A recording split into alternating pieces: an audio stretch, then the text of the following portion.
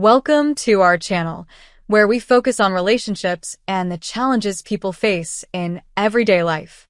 Today's video will dive into the ups and downs of managing a busy career while maintaining a strong relationship. Let's get started. As a journalist, my job often keeps me far away from home. I spend a lot of time traveling for different projects, which means I'm always on the move. I'm 31 years old and married to a wonderful man who's 34. We met during one of my work trips and instantly fell in love. We've been married for 4 years now, and after we got married, we moved into the house I inherited from my father. It's a special place that holds a lot of memories, and now it's where we've built our life together. Both my husband and I have demanding jobs, so we share the responsibilities of covering our expenses and bills equally. However, because of our busy work schedules, we rarely get to spend quality time together. We're often away from home for long hours, and by the time we get back, we're too tired to truly connect.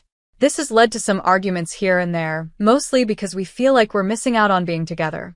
But over time, we've managed to resolve these disagreements, so there haven't been any major issues in our marriage. For a while now, we've been planning a much-needed trip to reconnect and unwind. Unfortunately, our busy schedules kept getting in the way, especially because my work was really hectic. I had to move from one city to another for various assignments, so our road trip plans kept being pushed back. We had this idea in mind to take a road trip to a distant city, stay at a nice hotel, and then return home after 3 days. We promised each other that the moment we found a little free time, we would finally go on this trip. We even saved up some extra money so that we could treat ourselves to a stay at a 5-star luxury hotel and enjoy fancy dinners. Finally, the moment came.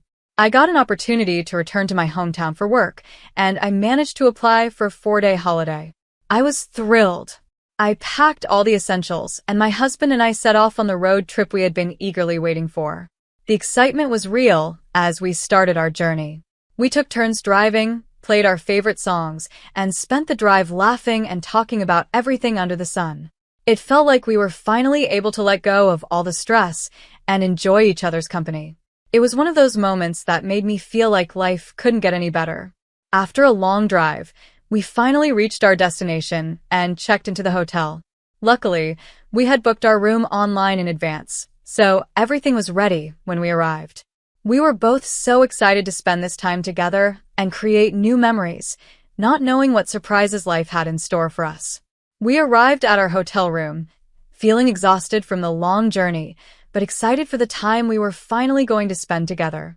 After freshening up, we got dressed and decided to head down to the hotel's restaurant for dinner. The atmosphere was perfect, and we were both in great spirits. As we sat there, enjoying our meal, we talked about all the lovely memories we had shared over the years. It felt like everything was falling into place, and the evening was blissful. We were both so happy to be there, just the two of us, away from all the stress of daily life.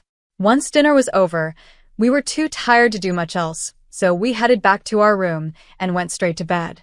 I remember thinking how perfect the day had been as I drifted off to sleep, grateful for this rare moment of peace. The next morning, when I woke up, something felt off. I reached out to the side of the bed where my husband had been sleeping, but he wasn't there. At first, I thought he might have gone to the bathroom, so I waited for him to come back. But after a while, it felt like he was taking far too long. I started to worry, so I got up and knocked on the bathroom door. There was no response. My heart started to race, and I felt a knot forming in my stomach. I slowly turned the knob and opened the door, but to my shock, the bathroom was empty. My husband wasn't there. Panic started to set in as I quickly got dressed and rushed out of the room to look for him. I tried calling his phone, but the call wouldn't go through. His number was unreachable. My mind began racing with all kinds of terrible thoughts. Where could he have gone? Why wasn't he answering? I was so scared that I started asking random people in the hotel if they had seen him. I even checked with the front desk, hoping he might have gone out for a quick errand, but no one had any information. Growing more anxious by the minute, I ran to check the rental car we had parked outside the hotel. To my horror, the car was gone. My mind was spinning. Did he leave without telling me? What was happening? I thought maybe it was best to wait in the room, thinking he might return soon, but I couldn't calm myself down.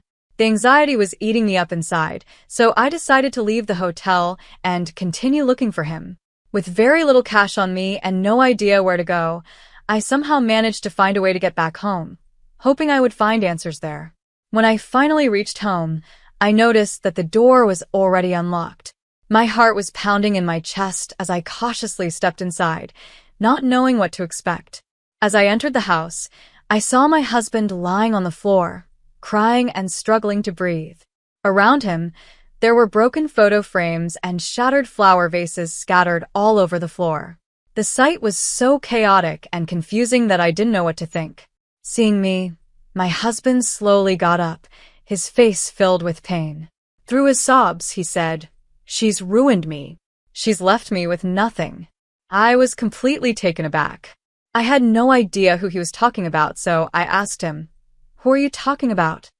In a wave of emotion, he finally confessed that he had been seeing another woman, someone he had met at a nearby college. He admitted that he had been in love with her for over a year and had been secretly seeing her behind my back. His words hit me like a ton of bricks. I felt my entire world collapse around me. My head was spinning, and I couldn't bear to listen to any more. I left the house immediately, feeling utterly shattered and betrayed. Since that moment, I've been staying at a friend's place, unable to face my husband after everything that has happened. When I finally collected myself enough to confront him, he had the nerve to blame me for his affair. He said that I was never there for him, that I was too absorbed in my work to notice he needed someone by his side. He claimed I was too focused on my career, saying I had no real value for our relationship. Hearing those words only made the betrayal cut deeper. How could he say that? How could he blame me for his own choices? I had always thought we were a team, but now I feel like I never really knew him at all. I just can't wrap my head around this. How could the man I fought for, the man I stood up to my parents for, be the same person who betrayed me like this? I argued with my family to marry him because I believed in our love, believed he was the one I wanted to spend my life with. Every part of my life revolved around him. I cared about him so deeply and put my whole heart into making our relationship work. While I was giving everything to our marriage, he was off with someone else, someone much younger, being intimate with her while I was completely unaware.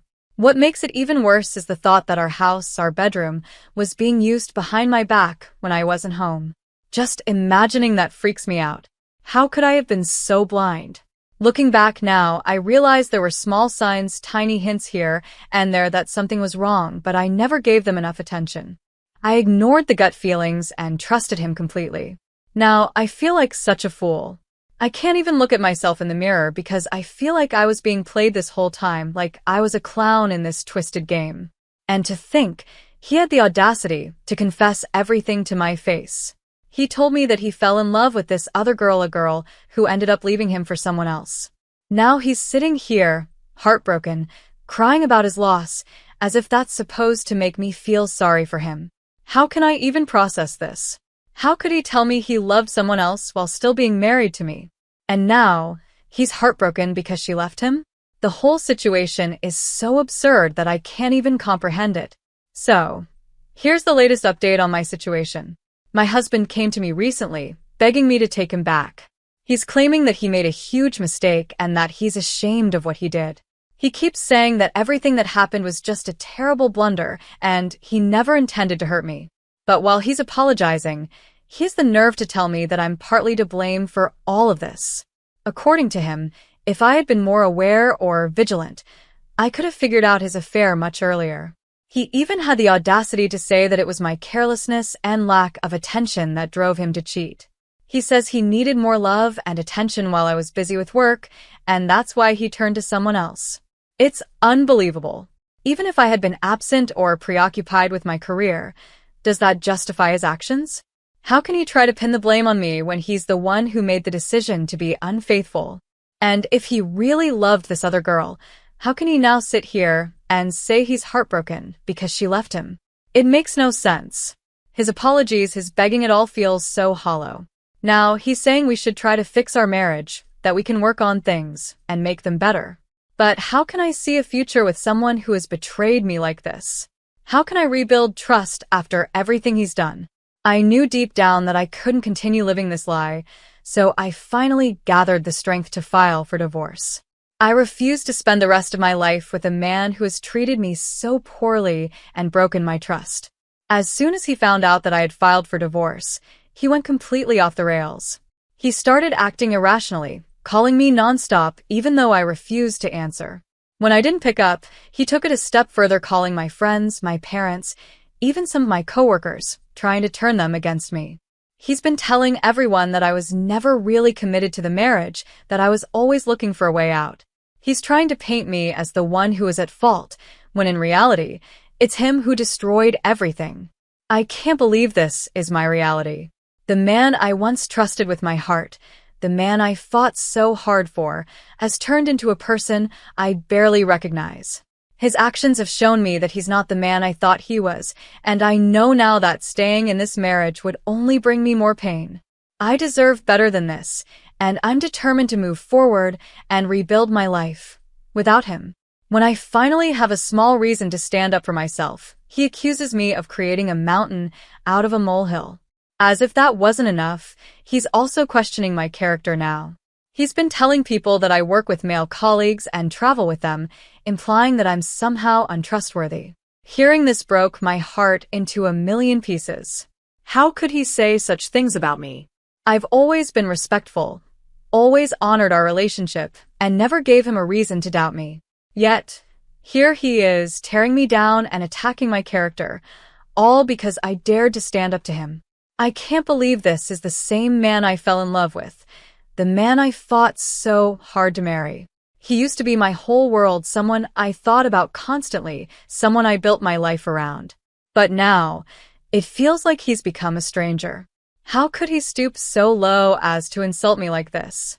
He doesn't even think before speaking these hurtful things. To make matters worse, my parents called me, asking me to reconsider my decision to divorce him. They believe that, in every way, we are perfect for each other, and that I should give him another chance. They're worried about what my life will look like after the divorce. They think I'll be the one to suffer while he moves on and finds another woman, just like he did before. But the truth is, I don't care anymore. He could find himself 3 new women, for all I care, and it wouldn't make a difference to me. There's no room for him in my life anymore. I don't understand why my parents want me to stay stuck in this toxic situation with a man who has proven himself to be immature and unfaithful. I'm a well-established woman. I have a good job, a stable income, and I own my house. Why should I compromise and give him another chance after everything he's done? Did he stop to think about our marriage when he was involved with that younger girl, someone who clearly didn't care about him or our relationship? Of course not. So, why should I be expected to overlook it now? My friend supports me completely and has told me she will stand by me no matter what decision I make. Her support means everything to me, and it helps remind me that I deserve better. As for the house, I'm the one who owns it, and I've decided I'm going to kick him out. He doesn't deserve to stay here, not after everything he's done. I think that's part of his problem, too. He knows he'll be homeless unless he moves back in with his parents, and that thought probably terrifies him. But that's not my concern. He made his choices, and now he has to deal with the consequences.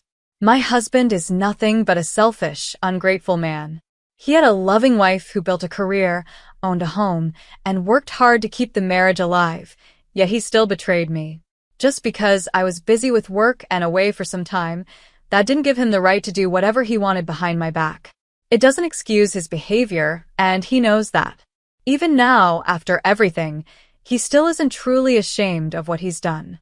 He's still asking for reconciliation, as if things can go back to the way they were. But he never stops blaming me, saying I should have known what was happening.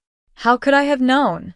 I trusted him completely, and he took advantage of that trust.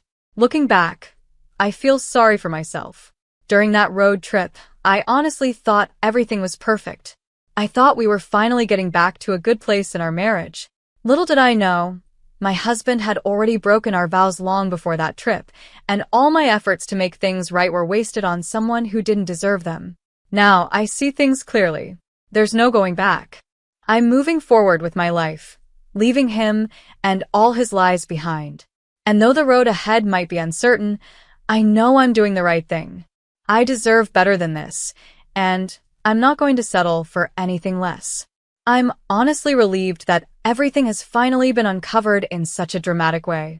Now, she can stand up for herself and make decisions without living in the dark anymore. The real issue here is clearly her husband. He's the one who caused all this pain, yet I can't understand why her parents are pressuring her to go back to him. Why would they want her to return to a life filled with lies and betrayal? This is a time when they should be standing by her side, offering support and understanding.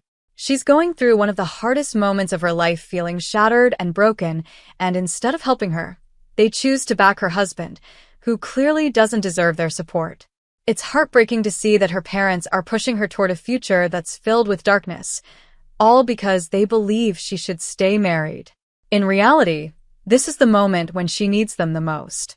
She's in a fragile state, trying to find her strength again, and it's painful that her own family is siding with her husband, the very person who betrayed her.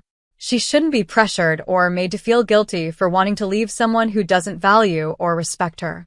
She's a strong, independent woman who can take care of herself. She earns her own living, has the means to afford a life without him, and is confident in her decision to move on. I truly believe she'll lead a much better life without that shameless cheater dragging her down. I admire her for her courage in choosing to walk away, despite the pressure from her parents. She knows what's best for her, and she's not willing to compromise her happiness any longer. One person who deserves a lot of appreciation in this situation is her friend. Not only did her friend open up her home and take care of her while she stayed there, but she also supported her in her decision to separate from her husband. That's what real friendship looks like, being there when someone needs you the most and offering a helping hand when life gets tough. In this case, her friend is acting more like a family member than her own parents, who seem to be trying to push her back into a miserable situation. Meanwhile, her family, instead of offering love and support, seems determined to push her into a hellhole by making her go back to her cheating husband. It's shocking that her friend is the one acting with more care and compassion, while her parents seem to be blinded by their desire to see her stay in a marriage that's clearly broken. Sometimes, friends can feel more like family than your own relatives, and this is one of those moments. Switching gears to a different issue, I've been dealing with a problem at home that's been bothering me for a while now. Ever since our daughter was born, my wife has developed this unhealthy habit of buying way too many clothes and toys for her. Our daughter is only 5 months old, yet my wife is already buying clothes for her that go up to 2-year-old. As a stay-at-home dad, I'm the one doing most of the baby-related work, so I know firsthand that we don't even change our daughter that often during the day. She barely wears half of the clothes my wife buys for her, and I honestly don't see the need to keep hoarding all these outfits that we won't use. Instead of spending money on things our daughter doesn't need right now, I think that money could be used for more important things, like saving for her future preschool fees or even just adding to our savings for emergencies. The problem is, my wife doesn't seem to see it the same way. After she finishes work and helps with the house chores, she goes straight to her phone and starts browsing online, especially on Amazon. She orders these baby clothes in bulk without a second thought, and she doesn't even talk to me about it. Some of the clothes she buys are from high-end brands, which we don't need, and I've been too afraid to let our daughter wear them in case she stains or ruins them. It's frustrating because, at the end of the day, our daughter is going to grow out of these clothes within the year, and all that money is being wasted. It's not like these outfits can be repurposed or used for long, so what's the point? I decided to take matters into my own hands and gave away some of the clothes designed for ages 8 months and above. I passed a few along to my sister, who also has a baby girl, and donated the rest to a local charity that helps single mothers. I feel like it was the right decision. Our daughter already has more than enough clothes to last her a year, and we don't need any more. It's hard to understand why my wife feels the need to keep buying more when we already have plenty. At this point, it's better to put that money towards something that will actually benefit our daughter in the long run, like her education or savings for her future. But for now, at least I've cleared some space and helped others in need with the clothes that we won't be using. I wasn't planning to tell my wife about what I had done until things took an unexpected turn at a recent family gathering. My sister was there with her little girl, and as fate would have it, my niece was wearing some of the very clothes my wife had bought for our daughter. When my wife noticed, she immediately confronted my sister and found out the truth that I had given those clothes away. My wife was furious when she realized what had happened. Looking back, I can understand why she was upset. Maybe I'm the one to blame here. I should have asked for her permission before giving the clothes away, or, at the very least, I could have tried to resell them to get some money back. But deep down, I knew she wouldn't agree with that idea. That's why I felt like I had no choice but to make a tough decision on my own. From my point of view, those clothes were better off with someone who actually needed them. Our daughter already had more clothes than she could wear, and there was no point in keeping more that she'd likely outgrow before getting a chance to wear them. I tried explaining this to my wife, but even after apologizing and sharing my reasoning, she's still upset with me. I just wish she would stop this pattern of impulse buying clothes for our daughter, especially since I've talked to her about it several times before. It's not that I don't appreciate her wanting the best for our little one, but the constant buying is unnecessary when we already have so much. To clarify, my wife is responsible with our finances in other areas. She pays all the bills and expenses on time, so we don't have any issues there. But I'm concerned that her impulse buying could eventually put a strain on her earnings. The money she spends on extra baby clothes could instead be going into our joint savings account, helping us build a more secure financial future. Some people might say I'm the a-hole in this situation, and maybe they're right. I can see how giving away the clothes without telling her wasn't the best approach. But at the same time, I genuinely believed I was making a practical decision. Our daughter is only 5 months old, and babies grow quickly. The clothes I gave away were for ages 8 months and older, but we already had plenty for her to wear. I figured it made more sense to give them to someone who needed them, rather than just letting them sit there unused. But then again, maybe I got it wrong. Some might say that it's completely ridiculous to give away brand new clothes that would fit our daughter in just a few months. After all, baby sizes aren't always consistent, and kids go through growth spurts all the time. I guess I didn't fully consider that we'd need to have the next couple of sizes available for when she grows into them. It's not like my wife was buying clothes that were way too big or completely unnecessary. Having clothes ready for the next stage is practical, and by giving them away, I may have created more of a problem. Now, in a month or 3, my wife might have to buy even more new clothes, which will cost us even more money. Another thing I didn't think about is that I've been hesitant to put our daughter in some of the nicer outfits my wife bought, just because I'm afraid she'll stain them. But now I realize how silly that sounds. She's a baby. Of course, there are going to be messes. If the money has already been spent on these clothes, why not let her wear them? Whether it's a $10 onesie or a designer outfit, she's going to outgrow it in no time anyway. A stain here, or there isn't going to matter in the long run. I should have just put her in the clothes, taken a few cute pictures, and let the inevitable mess happen. Babies are messy. That's just a fact of life. What I should have done from the start is have a grown-up conversation with my wife.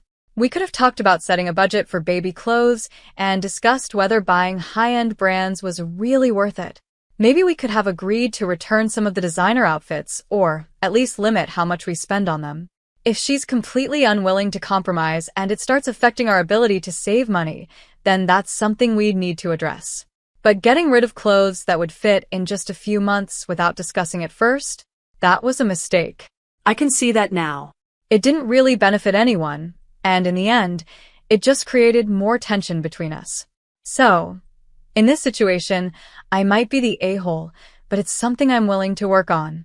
I just hope we can move forward from this and find a better way to manage things in the future.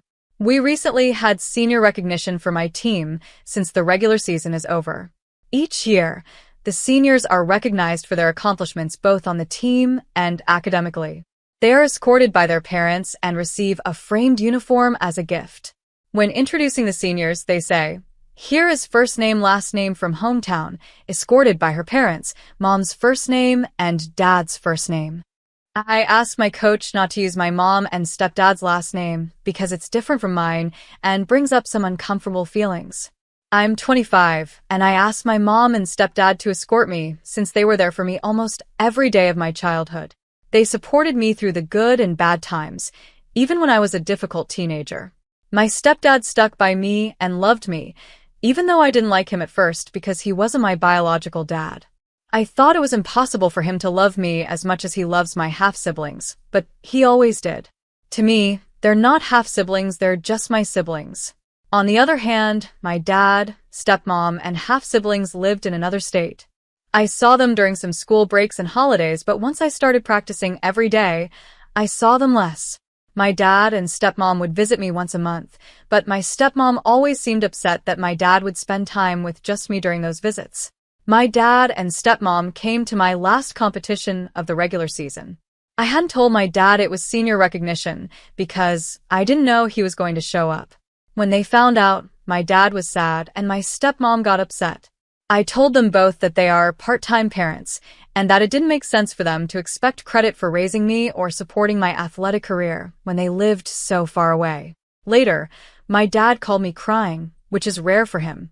He told me how much he loves me and how hard it was for him to be away.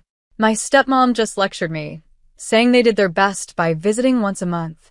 Now, I feel a little guilty for not telling my dad about the recognition and for yelling at him. But my theory about my stepmom not wanting me to have my dad's attention all to myself still feels true. I don't think I'm in the wrong here. I also imagine that my half-siblings might feel the same way about my dad choosing me and my mom over them when we were younger. I was a baby and didn't understand what was happening, but looking back, I can see he didn't treat them fairly. After asking my parents some vague questions, I'm pretty sure it was mostly my mom's influence, about 80%, and 20% my dad's fear of causing problems or conflict. If you want a relationship with your dad, I'd suggest directly asking him why he hasn't been around, and whether it was because of your stepmom. You're still young, so if you want to, you can try to fix things with him. My half-siblings are in their late 30s and early 40s now, and my father has already passed away. Either way, though, you're definitely not in the wrong here, and you never will be. You're not at fault. Being a parent who only shows up during vacations is a choice. If your kids are important to you, you do everything you can to be part of their lives. Your dad chose not to be involved, and from the sound of it, your stepmom encouraged that choice. They can't expect anything from you. That said, if this situation has made your dad realize he's been absent, you could sit down and talk to him, just the three of you, about how you've seen his role in your life and what you'd need from him if he wants a better relationship with you. But that decision is 99% up to you.